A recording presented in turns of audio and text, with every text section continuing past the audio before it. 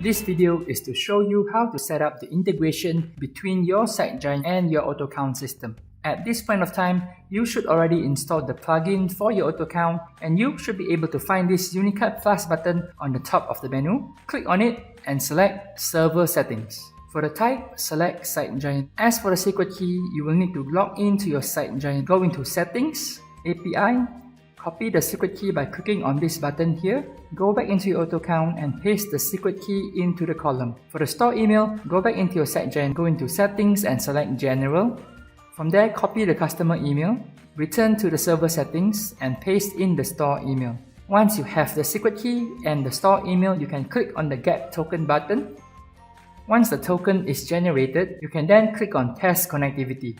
Ensure that the connection is successful. After that, you will need to decide on a cutoff date. Please be reminded that all the orders before the selected cutoff date will not be shown in AutoCount for the syncing. Once you have done all this, you can then click on the Save button to save the server settings. Next, we will need to go back into Unicard Plus and select Settings. From here, we will need to set up the invoice numbering format. If you want to follow the invoice format from AutoCount, you can select Follow AutoCount. Or if you want to follow the invoice format from SiteGiant, you can then select Follow Unicard.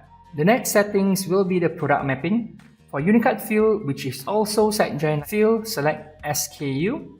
As for the item field, select Item and select Item Code. As for the default code, you can click on this drop down button from here and select the default item. If you haven't created the default item, you can go into Stock, click on Stock Item Maintenance and create the default item from here. Next, let us go into the Order Summary Code tab. From here, you will need to create the entry for shipping, voucher, and etc.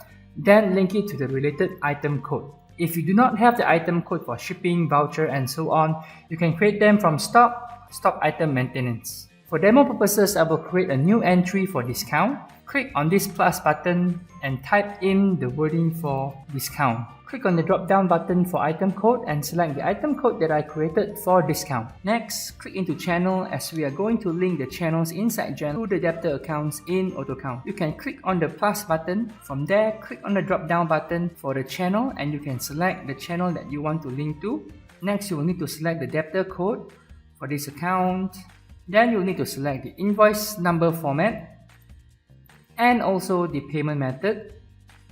And most importantly, the checkbox for is active will need to be marked. Besides that, you can also enable the auto knock-off function and the auto sync quantity function. Once all is done, click on Save. To sync the orders from SiteGiant into AutoCount, click on the Unicard Plus button and select Order Sync. From there, you can select the date range and select the channel. If you leave the channel empty, by default it will sync all the available channels. Once you have selected the date range and the channel, you can click on the button Inquiry. Then the system will fetch all of the orders from SiteGiant and show it over here in your AutoCount. Let's have a quick look at the top right section here for product mapping. From here you can see how many products from the orders fetched are using the default product code. And if we click into Show Product View, we can see which product from which order are using the default product code. To fix this, you can add in the product code into Stock Item Maintenance, and after that, the system will be able to match a product from SiteGiant to the item in AutoCount. After clicking on Inquiry, the orders will be showing up here. We can expand it and have a look into the order details. You can select the orders that we want to sync or click on Check All or Uncheck All. After selecting the orders that you want to sync, you can click on Confirm. The system will then sync over all these orders and create an invoice in AutoCount. Once the orders has been posted successfully, you can see the status here will be updated to Posted. To receive payment, you will just need to go into Accounts Receivable and select Receive Payment. From there, click on New and you will need to select the debtor. Once you have selected the debtor, all of the orders that have yet to be knocked off will be listed.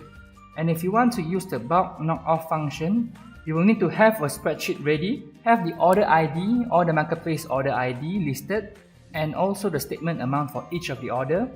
Copy the data from here, go back into AutoCount, click on Bulk Knock-Off. If you are matching using the order ID from SiteGiant, select order ID. And if you are matching using the marketplace order ID, select marketplace ID. Then click Paste from Clipboard. Then all of the orders earlier from the spreadsheet will be pasted in. If the order amount and the statement amount are the same, they will be matched. And if there are differences, you will see the variance. From there, you will need to click on the action button and select which action you want to take. Once you have made your selection, click on confirm. Once done, you will need to select the payment method, enter the payment amount, and if everything is good, you can then click on save. And if we go back into accounts receivable, receive payment, we can see that the orders earlier has been knocked off. So this is all about the AutoCount integration with SiteGiant. Thank you for watching the video.